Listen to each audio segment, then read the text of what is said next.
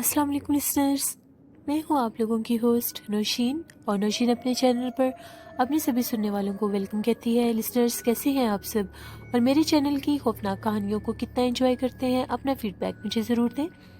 आज आप लोगों के लिए मैं एक और बहुत ही दिलचस्प खौफनाक कहानी लेकर आई हूँ और ये खौफनाक कहानी फैसलाबाद से मेरे साथ फराज शेयर कर रहे हैं। फराज कहते हैं कि मैं फैसलाबाद पीपल्स कॉलोनी का रिहायशी हूँ और मैं आपके साथ मेरी और मेरे दोस्त की ज़िंदगी में पेश आने वाली एक सच्ची खौफनाक कहानी शेयर करना चाहता हूँ। मैंने और मेरे दोस्त आसिफ ने हम दोनों ने मिलकर प्लान बनाया कि हम लोग मुल्तान में बिज़नेस करेंगे, क्योंकि वहाँ पर हम लोगों का ऑलरेडी एक दोस्त बिज़नेस करता था। चांदी के जेवरात का बिज़नेस था उसका। वहाँ पर एक पुराना बाज़ार होता था और वो बाज़ार भी चांदी बाज़ार के नाम से ही मशहूर था। वहाँ पर हम लोगों ने अपने दोस्त के साथ काम करना शुरू किया। हम लोगों को हमारा एक दोस्त बताता था कि जहाँ पर उनका वो बाज़ार ख़त्म होता है वहाँ से पुराने दौर की एक आबादी शुरू होती थी, जहाँ पर पुराने वक्तों के मकानात बने हुए थे। वहाँ पर मखसूस जहाँ से वो आबादी शुरू होती थी, कोने में एक खंडर नुमा मकान था जिस पर आए दिन लोग कचरा फेंकते थे। वो खंडर नुमा मकान, उसकी दरो दीवार तो मौजूद थे लेकिन खिड़कियाँ दरवाजे गिर चुके थे।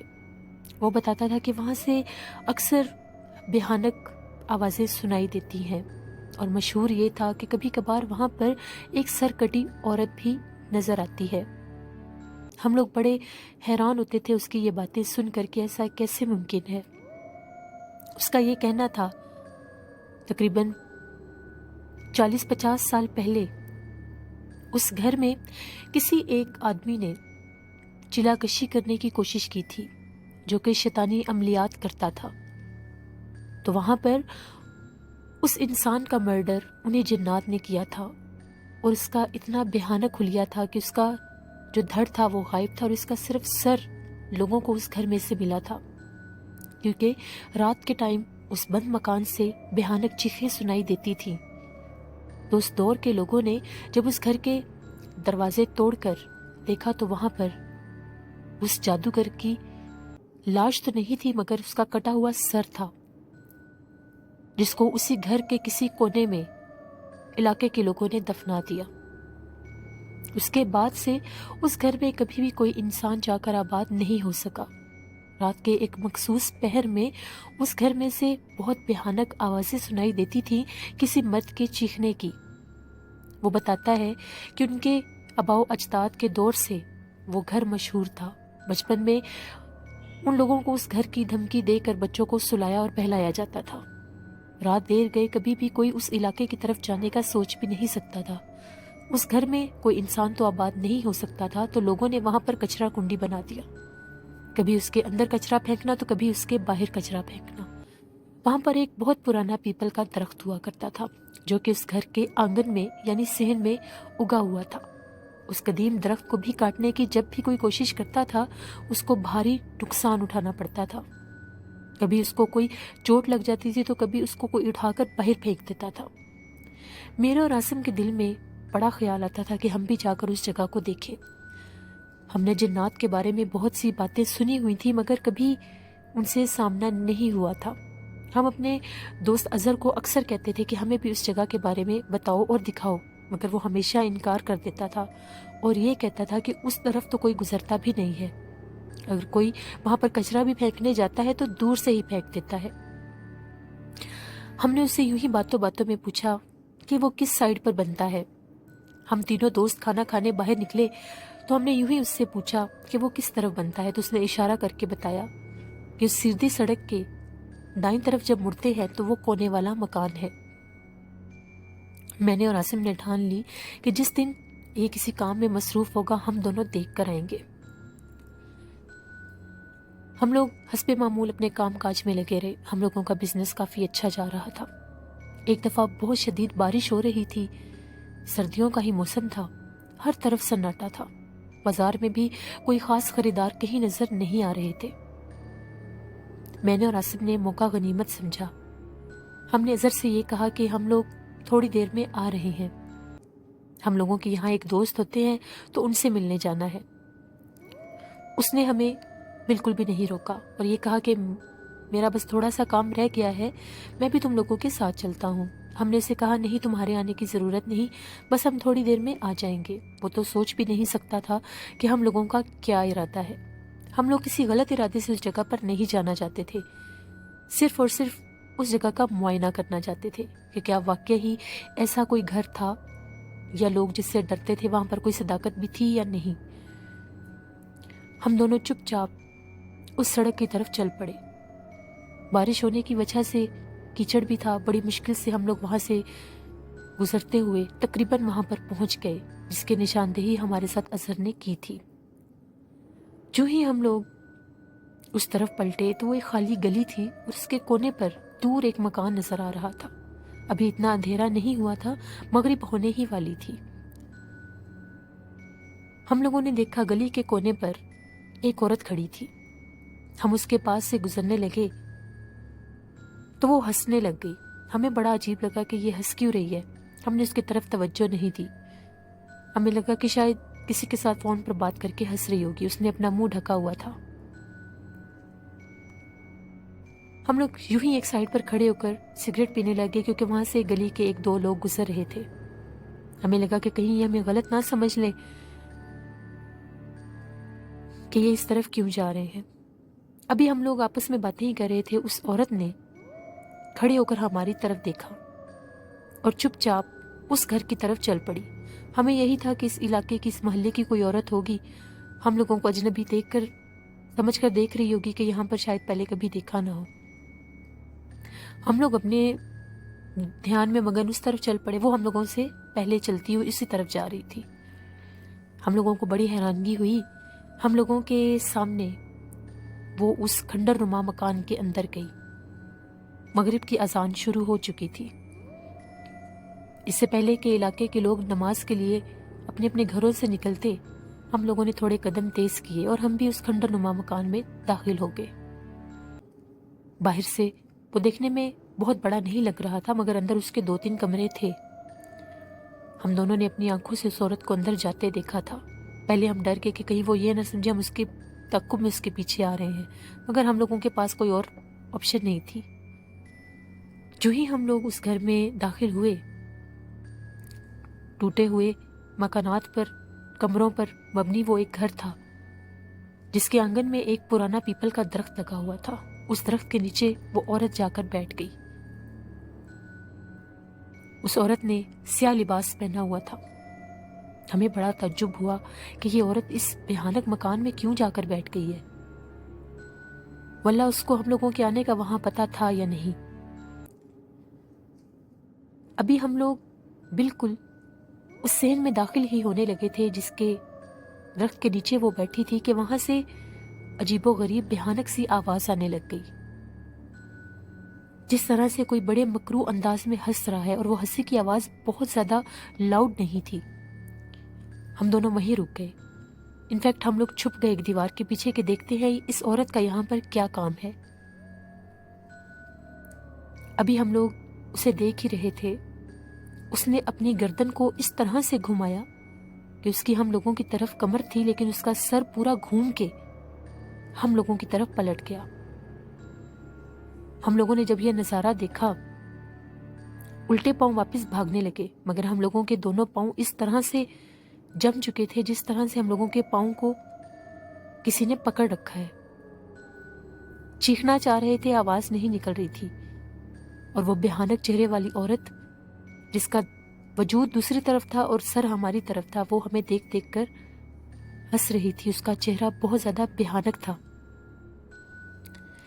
ایک دم سے تقریباً کچھ سیکنڈ سے گزرے ہوں گے، وہ غائب ہو گئی اور ہم لوگوں کے پاؤں ریلیکس ہو گئے۔ ہم لوگوں کو اپنی آنکھوں پر یقین ہی نہیں آ رہا تھا جو ہم لوگوں نے دیکھا۔ وہاں پر تو رکنے کا سوال ہی نہیں ہوتا تھا۔ گرتے پڑتے ہم لوگ وہاں سے باہر نکلے۔ وہاں پر گندگی کے ڈھیر تھے اور وہاں پر بہت گندی اسمیل تھی ہر طرف، کچرے کی، اور اس طرح سے اسمیل تھی جس طرح سے گلا سڑا گوشت ہوتا ہے۔ ہم لوگ فوراً وہاں سے باہر بھاگے۔ ہم دونوں کی کنڈیشن اس طرح سے تھی کہ ابھی وامٹنگ آ جائے گی۔ بہت بھیانک وہ منظر ہم لوگوں کو لگا، تیزی سے ہم لوگ اس گھر سے باہر نکلے اور یہی سوچ رہے تھے کہ شکر ہے پتہ نہیں کون سی نیکی ہمارے کام آئی جو ہم بچ گئے، ہم نے تو اپنی آنکھوں سے اتنی جلدی یہ نظارہ دیکھ لیا۔ اظہر کی ساری باتیں سچ تھیں، وہ جگہ بہت ہی بھیانک تھی۔ ابھی ہم لوگ اس گلی سے باہر نہیں نکلے تھے، ہمیں اپنے پیچھے سے چھن چھن کی آواز آنے لگی۔ مغرب کی اذان ہو چکی تھی، لوگ نمازیں پڑھ کے اپنے گھر بھی جا چکے تھے۔ پیچھے پلٹ کر کیا دیکھتے ہیں کہ وہی عورت چھن چھن کرتی ہم لوگوں کے پیچھے آ رہی ہے۔ ہم تو اس کا اصل چہرہ دیکھ چکے تھے۔ آصف نے کہا کہ مجھے وہی عورت لگ رہی ہے۔ جب ہم لوگوں نے یہ کنفرم کر لیا کہ یہ وہی عورت ہے، ہم لوگ تیزی سے بھاگتے ہوئے اپنی دکان کی طرف آئے۔ بہت ہم لوگوں کے سر بھاری تھے، رنگ اڑے ہوئے تھے، چہرے پر واضح خوف کے تاثرات تھے۔ جو ہی ہم لوگ دکان میں داخل ہوئے، ایسا لگا کہ وہ کہیں شاپ تک ہم لوگوں کے پیچھے آئی ہے۔ واضح ہم لوگوں کو اپنے پیچھے کسی کے قدموں کی چاپ سنائی دے رہی تھی، مگر مڑ کر دیکھنے پر کوئی نہیں ہوتا تھا۔ چھن چھن کی وہ آواز ہم لوگوں کی شاپ تک ہمارے ساتھ آئی۔ اظہر نے جب ہم دونوں کی یہ حالت دیکھی بہت پریشان ہوا۔ اس کا پہلا سوال ہی یہ تھا، کیا تم لوگ اس گھر تک گئے تھے؟ کیونکہ ہم لوگوں کی کنڈیشن تو وہ دیکھ چکا تھا۔ آصف نے کاؤنٹر پر سر رکھا ہوا تھا اور میں نے اپنا سر پکڑا ہوا تھا۔ ہم نے اسے ساری بات بتا دی۔ اس کا یہ کہنا تھا کہ تم لوگوں نے بہت بڑی غلطی کی ہے۔ اسی طرح سے بازار کے کچھ لڑکوں نے یہ شرارت کرنا چاہی تھی، ان کو بھی کسی عورت نے ہی الٹا لٹکا دیا تھا اس گھر کے درخت کے پاس۔ جب ان کی چیخوں کی آوازیں علاقے کے لوگوں نے سنی تھی تو وہاں سے ان کو اتار کے لائے تھے، جن میں سے بہت عرصہ 2 لڑکے اس حد تک بیمار ہو گئے تھے ان کا ذہنی توازن بھی ختم ہو گیا تھا۔ تم لوگوں نے بہت بڑی غلطی کی ہے، اب وہ اتنی آسانی سے تم لوگوں کا پیچھا نہیں چھوڑے گی۔ ہم نے اظہر سے کہا ہمیں اور مت ڈراؤ، ہم تو صرف تمہاری باتوں کی تصدیق کرنا چاہ رہے تھے، ہمیں کیا پتا تھا کہ اس طرح سے بھی ہو سکتا ہے۔ اظہر کا یہ کہنا تھا کہ وہاں کے جو جنات ہیں اس جادوگر کی وجہ سے وہ اتنے زیادہ ورس تھے کہ اس طرف اگر کوئی جانے کے بارے میں سوچتا بھی تھا تو وہ راستے میں ورگلا کر اس کو وہاں تک لے جاتے تھے اور اپنا اصل روپ اس پر ظاہر کر دیتے تھے۔ رات 11:30 بجے کا ٹائم ہو گیا۔ انہی باتوں کو ڈسکس کرتے کرتے ہم لوگوں نے کھانا کھانے جانا تھا۔ ہم تینوں دوست اس شاپ کو بند کر کے کھانا کھانے کے لیے نکلے۔ پاس ہی بازار تھا، پیدل ہی ہم لوگ جاتے تھے۔ ٹھنڈ ہونے کی وجہ سے بہت کم لوگ دکھائی دے رہے تھے، کوئی اپنے گھروں کو جا رہا تھا تو کوئی گھروں میں جا چکا تھا۔ ہم لوگ کیا دیکھتے ہیں کہ ہم لوگوں کے پیچھے ایک دم سے ایک کالے رنگ کا سیاہ کتا چلتا ہوا آ رہا ہے۔ اظہر نے کہا کہ دھیان دینے کی ضرورت نہیں ہے۔ ہم لوگ آرام سے چلتے ہوئے جا رہے تھے، وہ بالکل چلتا ہوا ہم لوگوں کے قریب آ گیا۔ ہم لوگ جتنے تیز قدم چلتے تھے وہ اور اتنا ہی تیز ہو جاتا تھا۔ وہ تھا کتا مگر وہ آواز بلی کی نکال رہا تھا۔ ایک اور بھیانک یہ منظر ہم لوگ سن رہے تھے اپنے کانوں سے، کتا چلتا ہوا آ رہا تھا اور آواز بلی کی نکال رہا تھا۔ ہم لوگ تھر تھر کانپ رہے تھے۔ بالکل ہم لوگوں کے چند قدموں کے فاصلے پر ہوٹل تھا جہاں پر ہم لوگوں نے بیٹھ کر کھانا کھانا تھا، مگر ہم لوگوں کے قدم اتنے بھاری ہو چکے تھے کہ ایک ایک قدم ہم لوگوں کے اوپر بہت مشکل ہو رہا تھا اٹھانا۔ تینوں دوستوں کی یہی حالت تھی، اور وہ مسلسل بھیانک بلی کی آواز نکالتا ہوا جو ہی ہم لوگوں کے قریب آیا اس نے ہمیں کراس کیا۔ کراس کرتے کرتے بھی وہ ایک کالے رنگ کا کتا ہی تھا۔ جو ہی وہ گلی میں مڑا اس نے ایک بھیانک عورت کا روپ لے لیا اور ہوا میں تحویل ہو گیا۔ ہم نے اپنی آنکھوں سے یہ نظارہ دیکھا، ہم لوگوں نے چیخیں مارنی شروع کر دی۔ ہم لوگوں کی چیخوں کی آوازیں سن کر سامنے ہوٹل پر بیٹھے جتنے بھی لوگ تھے وہ بھاگتے ہوئے ہم لوگوں کی طرف آئے۔ ہم لوگ تینوں زمین پر اس طرح سے گرے ہوئے تھے کہ جیسے ہمیں کوئی مار رہا ہے، مگر مارنے والا نظر نہیں آ رہا تھا۔ اس نے ہمیں بہت مارا۔ وہ جنات تھے، لوگ ہمیں چھڑانے والے تھے، انہیں بھی کچھ سمجھ نہیں آ رہی تھی کہ ہمیں کوئی دورہ پڑ گیا یا کیا ہو گیا۔ 3-4 منٹ ان جنات نے ہمیں بہت مارا۔ پھر ان لوگوں نے ہمیں اٹھا کر ہوٹل پر بٹھایا، پانی وانی پلایا اور پوچھا کہ سب کیا ماجرا ہے۔ ہم نے بتایا کہ اس طرح سے ہم لوگوں کے پیچھے کوئی کتا آ رہا تھا اور اس کی آواز بلی کی تھی۔ اور پھر ایک بھیانک چہرے والی عورت کا روپ لے کر اس نے ہمارا یہ حال کیا۔ وہاں پر ایک بوڑھا بابا بیٹھا ہوا تھا جس کی عمر 75 ایئرز اولڈ تو ہوگی۔ وہ ہمارے پاس آئے اور یہ کہنے لگے کہ تم لوگوں نے کوئی شرارت کی ہے۔ ہم لوگ مان ہی نہیں رہے تھے۔ ان کا یہ کہنا تھا کہ میں اسی محلے کا رہنے والا ہوں، جب سے وہ گھر ہے میں تب سے وہاں پر رہتا ہوں۔